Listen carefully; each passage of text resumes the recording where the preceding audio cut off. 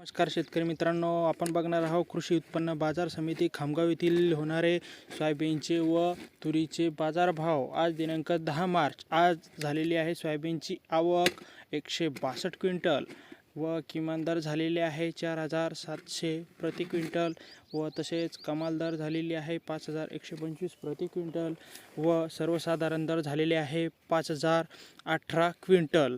यामध्ये बघू शकता मागील 2 दिवसांमध्ये झालेला चढ उतार। व आता बघणार आहोत तुरीची झालेली आवक।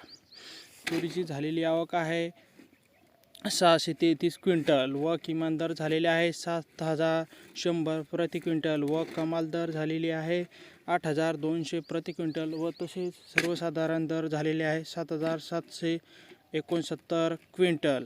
यामध्ये तुरीची पण भाव बघितले आहे आपण। तुरीमध्ये बी कशा प्रकारे चढ उतार झालेला आहे। चॅनलला नवीन असाल तर लाईक करा व सबस्क्राईब करा।